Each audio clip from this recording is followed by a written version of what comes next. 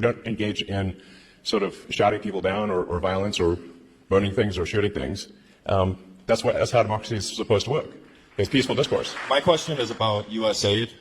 Has the Doge team found any evidence that any of the radical left Democrats like Maxine Waters, Adam Schiff, Chuck Schumer have received money directly from USAID? And if so, will we be hearing about that evidence anytime soon?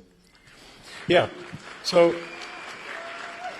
there is a massive amount of corruption, but it is circuitous. So what happens is there's money that, obviously it's your taxpayer money, that is then sent to various government organizations who then send it to NGOs, which an NGO is a non-governmental organization, but obviously if it's a government-funded non-governmental organization, it's just an organization, it's just a government.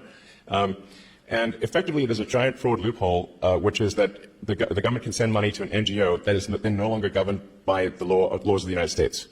So they'll send the money overseas to one NGO, then they'll go through a bunch of them, and then I'm highly confident that a bunch of that money then comes back to the United States and lands in the pockets of the people you just mentioned. But it is a circuitous route. It's not like it doesn't go directly, but let's just say that there's a lot of strangely wealthy members of Congress where I'm trying to connect the dots of how did they become rich while earning, how they get 20 million if they're earning 200,000 a year. It sounds, nobody can explain that. So something's, yeah, we're going to try to figure it out and certainly stop it from happening.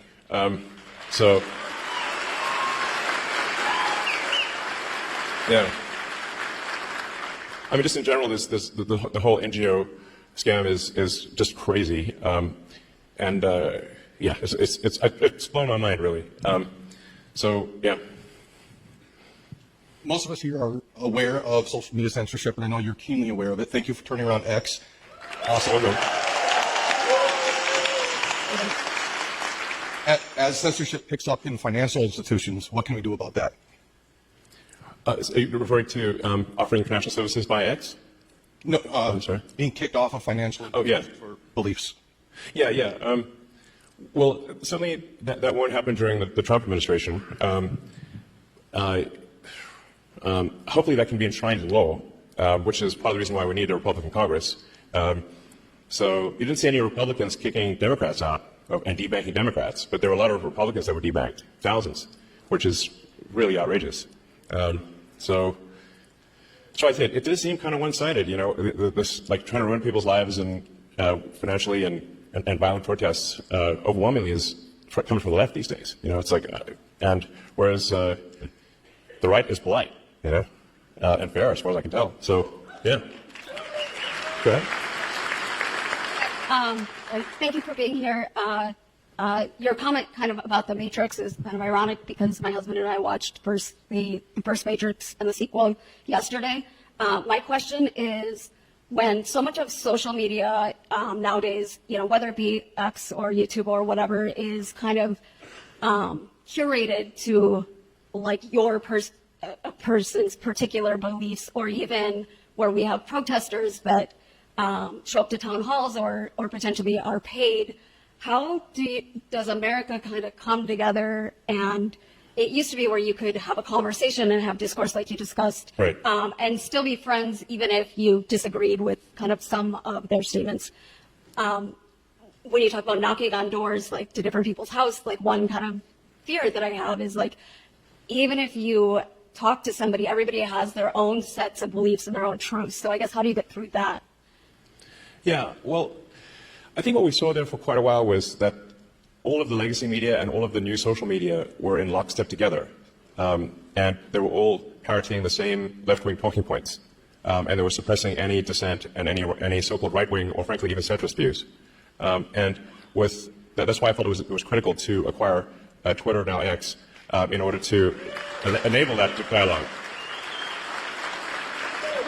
So it's only a step in the right direction, and I think we've seen now, once X was willing to break ranks and not censor Republicans, then you saw others also start to move in that direction. You know, it looks like, for example, Facebook and Meta, you know, yeah, certainly Mark Zuckerberg has stated that they will be doing sort of community notes based on the community notes of the X platform, and as opposed to having sort of far left censorship bureau, the sort of, the woke Stasi essentially reviewing things. So that's a step in the right direction. There's maybe some hope for the CNNs of the world. There's like, with Scott being on there, he's great. He's like, I'm sort of hopeful that things that are moving in the direction where different points of view are espoused on, or heard on legacy media and social media. So I guess maybe I'm actually a little bit optimistic about the future. On the X platform, we don't prioritize one side or the other. We try to be as fair as possible. And I will reply to prominent Democrats, even if they sort of say terrible things about me. So it's like, yeah, we should have this discourse. And so I kind of think, at least on the media front, things are going in a good direction. But on the but I am kind of perturbed by the sort of how aggressive these protests are. Where it's like, there are people at these protests calling for the death of the president and death of me, and I don't know, probably death of others. That's the kind of thing that's not cool. At the risk of saying something outrageous, calling for murder is not cool. So. Okay. Thanks for coming, Elon. I'm a teacher by trade. I have gone through the 4-year bachelor degree to teach the nation's youth going forward. On that, Yeah. Actually, I'm kind of curious. What was that like? Like, I got an English degree, man. At the end of the day, unless you want to hire me, that's about that's about it. Sure. So during teacher college, they give us a heat map, and it says these are the cost per head on each student. The southeast is generally the worst, but they're also generally the lowest spent per capita on each student. Beyond just that correlation of the one text I got in an education class, I wonder, with your investments in Khan Academy, with the advancement of AI educational tools, where specifically you can get feedback and these students can get feedback. Yeah, absolutely. Where do we see 100 years from now? With all 100 years from now? How about 50? I hope we last 100 years. I'd be like, jackpot.